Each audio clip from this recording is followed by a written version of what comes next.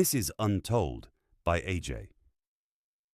Tonight, we examine one of the quietest but potentially most consequential political battles in America, the fight over the IRS, tax enforcement, and why some critics believe the struggle is about far more than taxes.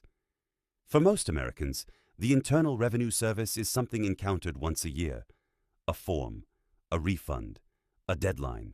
But behind that routine image sits one of the federal government's most powerful enforcement institutions. The IRS does not merely collect revenue.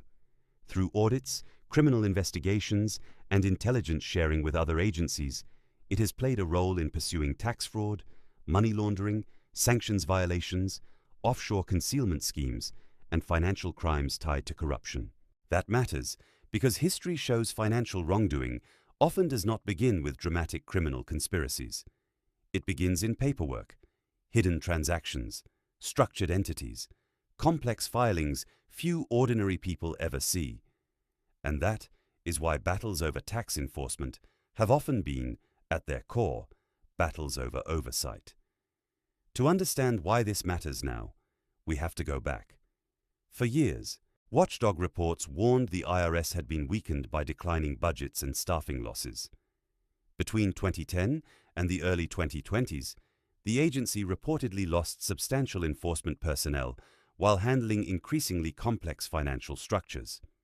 At the same time, audit rates, especially among some higher-income taxpayers, fell sharply. Some experts argued that created a dangerous imbalance, because when enforcement weakens, compliance may weaken with it.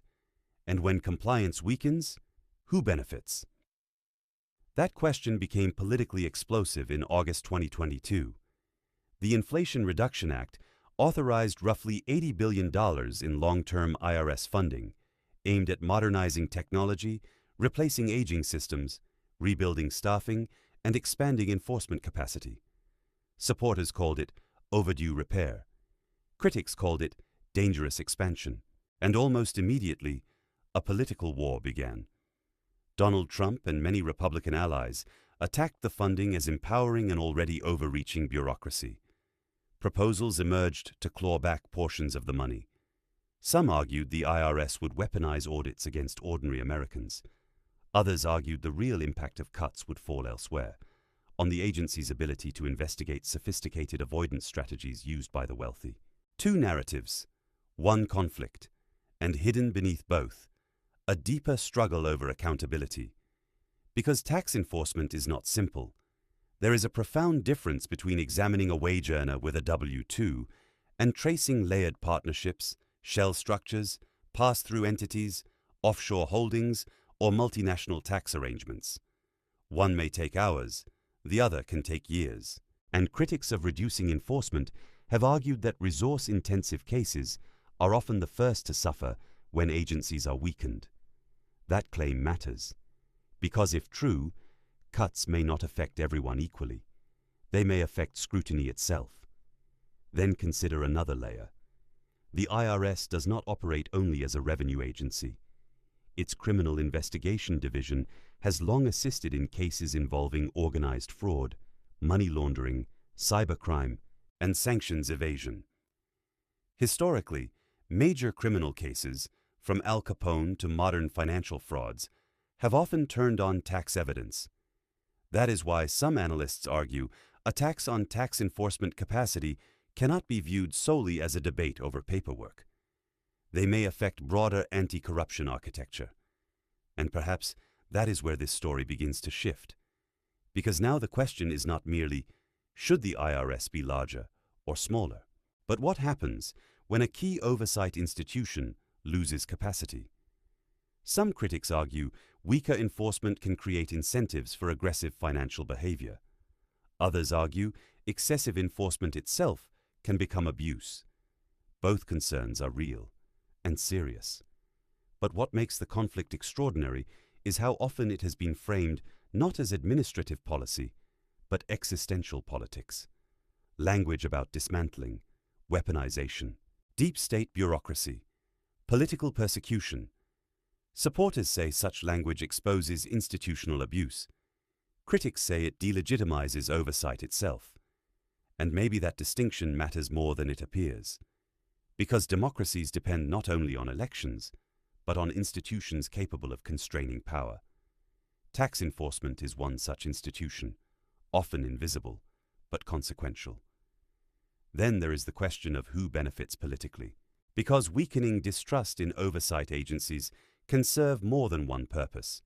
It may mobilize voters, it may undermine scrutiny, and sometimes it may do both. Some analysts have drawn parallels to broader attacks on regulatory institutions, environmental agencies, election systems, inspectors general, intelligence oversight, different institutions, but often similar rhetoric. And that has led some critics to argue the IRS fight may be one front in a broader struggle over institutional accountability itself. That claim is contested, but it exists and deserves examination. Then there is another layer often overlooked: tax enforcement and wealth inequality. Because many economists argue the tax gap, the difference between taxes owed and taxes collected, runs into hundreds of billions annually. Much of that is disputed in composition, but the scale alone raises questions. How much is lost through under-enforcement? How much through complexity? And who has the greatest ability to exploit complexity?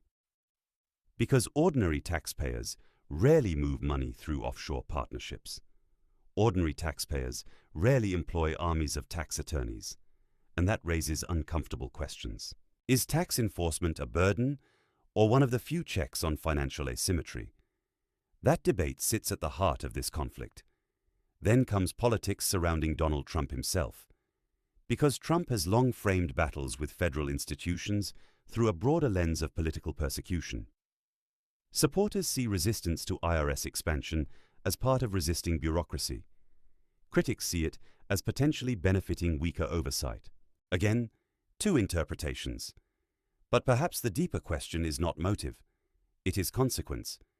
If enforcement capacity erodes, what follows? Will fewer complex fraud cases be pursued? Will deterrence weaken? Will financial opacity expand? Or are such fears overstated? Those are not partisan questions. They are structural ones, and they matter, because many of the most consequential shifts in governance happen quietly, through appropriations, through staffing, through administrative redesign, not dramatic constitutional crises, but procedural decisions, and procedural decisions can reshape power, quietly, which may be why some critics call this a hidden struggle, not because of one dramatic secret plot, but because the stakes may be larger than public rhetoric suggests. And perhaps that is where the real investigation begins. Not asking whether one political figure is executing some grand scam, but asking whether public fights over bureaucracy may obscure deeper battles over who gets investigated, who gets shielded, and how accountability functions. Because sometimes corruption does not appear as bribery. Sometimes it appears as institutional erosion. Sometimes power is protected not by breaking rules, but by weakening those who enforce them. That is a darker possibility, but one serious observers have raised, and whether one agrees or not, it deserves scrutiny. Because some battles happen on campaign stages, others happen inside agencies most citizens barely notice, and sometimes those quieter battles carry longer consequences. If the IRS fight is merely a policy dispute, history will treat it as one. But if it reflects something deeper about power and oversight, its significance may be much larger. And perhaps that is why this story matters. Because the question is not simply whether the IRS should have more or less money. The question is, what happens to accountability when institutions tasked with enforcing it become political targets? Who benefits? Who loses? And who decides? Because some stories are loud. Others unfold in budgets, audit rates, staffing charts, and institutions people rarely think about. But sometimes, that is where the real story is hiding. Some political battles happen in speeches. Others happen in the quiet machinery of government. And when those quiet decisions shape who gets investigated, who escapes scrutiny, and how power is constrained, they matter. Because some stories are reported, others remain buried. This has been Untold by AJ.